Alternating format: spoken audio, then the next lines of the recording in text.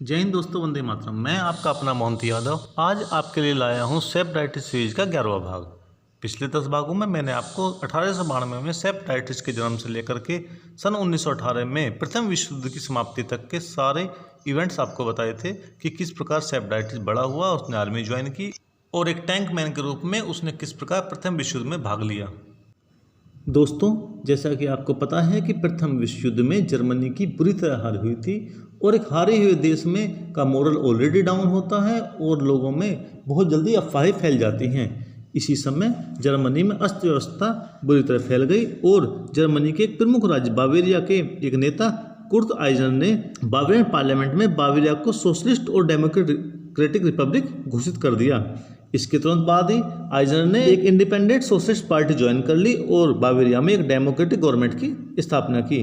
अगले ही दिन president Hindenburg और जनरल ग्रोइनर ने प्रिंस मैक्स, जो कि उस समय जर्मनी का राजा था, को बता दिया कि अब सेना राजशाही को सपोर्ट नहीं करेगी, इसलिए उसे राजशाही को छोड़ देना चाहिए। जिस पर प्रिंस मैक्स ने हालात को देखते हुए अपनी शक्तियाँ Friedrich Ebert, leader of the majority socialist party को सौंप दिया और स्वयं पोलैंड में रहने के लिए चले गए।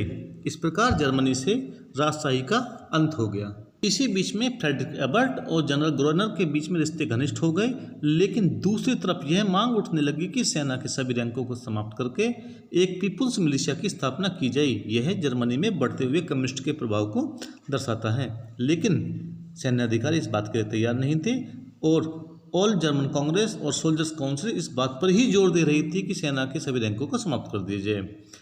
कम्युनिस्ट एक्टिविटीज जो कि देश में बढ़ रही थी, इसके चलते सैनिक और सिविलियंस के बीच में टकराव होना शुरू हो गया, जिसके चलते दिसंबर के महीने में सिविलियंस और सेना के बीच फायरिंग हुई और सेना की फायरिंग के चलते कुछ सिविलियंस को अपनी जान गंवानी पड़ी। इन हालातों को संभालने के लिए फ्रेडरिक एबर्ट ने रिपब्लिकन सोल्जर्स की 14वीं बटालियन की स्थापना की और उसे बर्लिन के गवर्नर ओटो वेल्स के कमांड में लाया गया।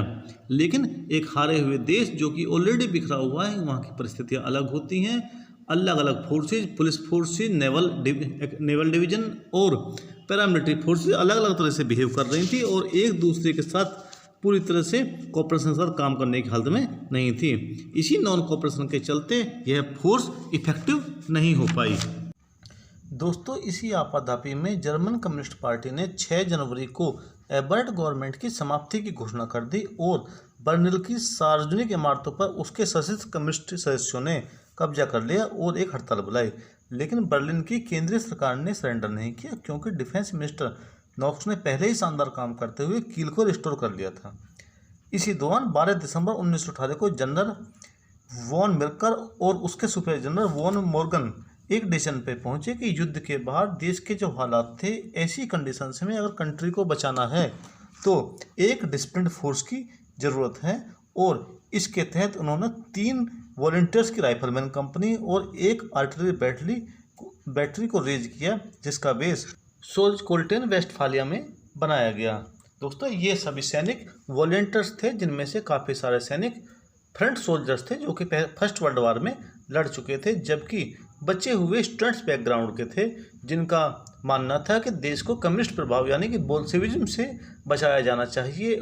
और इसके अलावा एक धारणा और भी थी कि देश फर्स्ट वर्ल्ड वॉर में देश की सेना नहीं हारी है, बल्कि सेना के साथ पॉलिटिशियंस ने गद्दारी की है और उनकी पीठ में छुरा भोंका है। इसके चलते ही फर्स्ट वर्ल्ड वॉर में जर्मनी को इस अपमानजनक पराजय का सामना करना पड़ा है।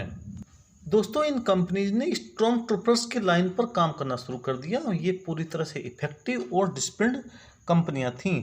लेकिन इसी समय उनके कमांडर के सामने एक नई समस्या ने आना शुरू कर दिया, क्योंकि जिन भी चीज़ों को इन कंपनीज को ऑपरेट करने के लिए सप्लाई की ज़रूरत थी, उन सभी सप्लाई डिपो पर सोल्जर्स काउंसिल का कब्जा था या डिपो पहले ही बर्बाद हो चुके थे।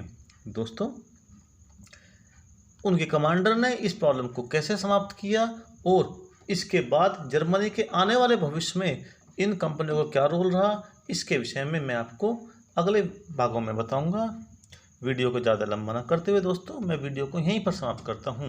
दोस्तों, मैं उम्मीद करता हूं ये वीडियो आपके लिए ज्ञानवर्धक जरूर होंगे और आपकी जानकारी बढ़ाएंगे। दोस्तों, मेरे उत्साहवर्धन के लिए प्लीज़ मेरे वीडियोज़ को लाइक, सब्सक्राइब, शेयर और कमेंट जरूर करें